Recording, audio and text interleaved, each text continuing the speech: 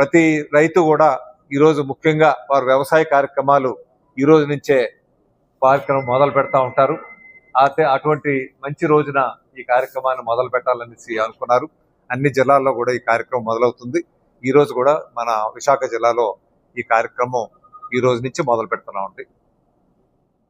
సాయంత్రం 1 నియోజకవర్గం, అదేవిధంగా ఈ 3 రోజులు 3వ తారీఖు వరకు ఈ కార్యక్రమాలు జరుగుతాయి. మీకు ఆ డేటా ఇస్తాను, ఏ రోజు ఏ నియోజకవర్గం అన్నది మీకు ఇవ్వటం జరుగుతుంది.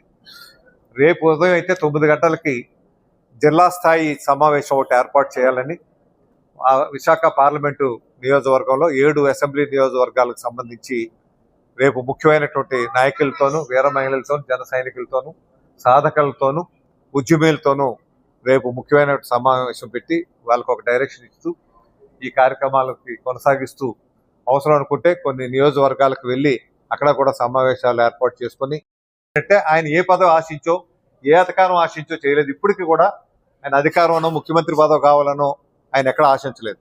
ఆయనకు కావాల్సిన సుస్థిర పరిపాలన ఇవ్వాలి, ప్రజలకు అందుబాటులో ఉన్నటువంటి ప్రభుత్వం రావాలి, ప్రజలందరికీ అన్ని కుటుంబాలు ఆనందంగా సంతోషంగా ఉండాలి, ప్రతి యువత మంచి ఉద్యోగ అవకాశాలు కల్పించాలి అనేటువంటి లక్ష్యంతోనే వారు ముందుకెళ్తారా తప్పితే పదవి దాహంతోనో లేదంటే అధికారంలోకి రావాలి లేదంటే ఎప్పుడు ముఖ్యమంత్రి అయిపోవాలి అనే ఆలోచన ఎప్పటికీ కూడా లేదు. ఆయన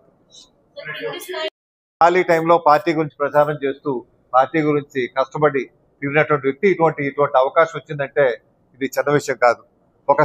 ఇలాంటి సామాన్యులు చాలా మంది ఉన్నారు. ఎందుకంటే ఇక్కడ నాయకులు కార్యకర్తలు కష్టపడే ఒకటే. నాయకత్వం అంటే పెద్దపీట కాదు, సామాన్యంగా కష్టపడే వాళ్ళు కింద ఉండేవాళ్ళు కాదు. పవన్ కళ్యాణ్ గారి ఉద్దేశం ఎవరైతే మన గురించి కష్టపడి పలకి మోసారో ఆ మోసిన వారిని రేపు పలకీలో కూర్చోబెట్టాలనే ఆలోచనతోనే ఈ ప్రక్రియ అంతా కూడా చేస్తున్నారు. ఈ కార్యక్రమాలు జరుగుతూ ఉన్నాయి.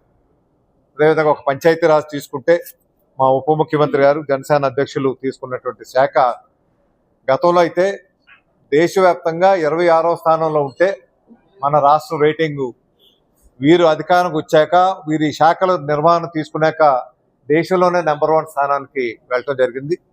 సుమారు 4000 కిలోమీటర్లు రోడ్డు ప్రక్రియ కార్యక్రమాలు చేయటం, అదేవిధంగా 13,360 గ్రామ పంచాయతీల్లో ఏకకాలంలోనే సమావేశాలు, 2% వెనుకబడి తరగతులు ఉన్నటువంటి రిజర్వేషను అది 33-34%. ఆ రిపోర్టు బట్టి అది చట్ట సవరణ చేయాలి. చట్ట సవరణ చేశాక ఎన్నికలు వెళ్ళడానికి రెడీగా ఉన్నాం. వారు పార్టీకి చేసినటువంటి కమిట్మెంట్ ఏమైనా తీసుకొని ఒక రిపోర్ట్ కేంద్రానికి వెళ్తారు. అంతవరకే ఈ కమిటీ పరిధి. దీని తర్వాత పార్టీ నిర్మాణం గ్రామ స్థాయి నుంచి, బూత్ స్థాయి నుంచి, మండల స్థాయి, లేదంటే ఇక్కడ వార్డు స్థాయి, నియోజకవర్గ స్థాయి, పార్లమెంటు స్థాయి కమిటీలు ఏర్పడడం, విభాగాలు ఏర్పాటు చేయడం, వీటి నుంచే విభాగాలు ఏర్పాటవుతాయి. ఈ ప్రక్రియ అంతా కూడా ప్రభుత్వ ఉద్యోగాలు ఇవ్వడానికి కాదు, ప్రభుత్వ నామినేటెడ్ పదవులు ఇవ్వడానికి కాదు, ఆర్గనైజేషన్ చార్ట్లో హైరార్కీలో వివిధ స్థాయిల్లో వీరు సేవలు ఉపయోగించుకోవాలనే ఆలోచనతో పెట్టినటువంటి ప్రక్రియ. ఎలక్షన్స్ రావచ్చు, సర్పంచ్ ఎలక్షన్స్ రావచ్చు, వాటికి ఉపయోగపడుతుంది, పార్టీ కూడా పటిష్టంగా ఉంటుంది.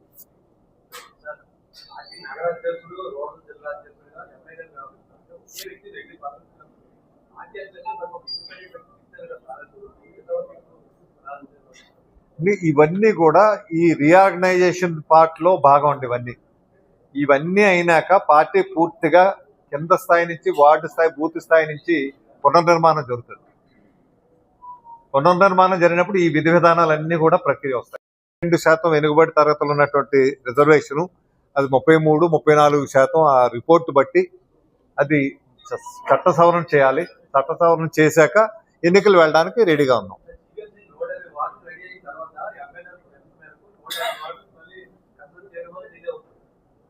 ఎందుకంటే అది వార్డు ప్రక్రియ.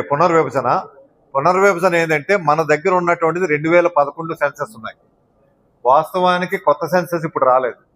2011 సెన్సస్ వేసుకున్నా ప్రతి ఒక్క వార్డుకి 25,000 నుంచి 30,000 పైన ఉంటారు జనాభా. అది చాలా ఎక్కువ అవుతుంది. సామాన్యంగా కార్పొరేటర్ భరించలేని పరిస్థితి. అందువల్ల వార్డు స్థాయిలు తగ్గించాలంటే కార్పొరేటివ్ నెంబర్ పెంచాలి. పెంచితేనే అప్పుడు 10,000-15,000 మధ్య వచ్చే అవకాశం ఉంటుంది.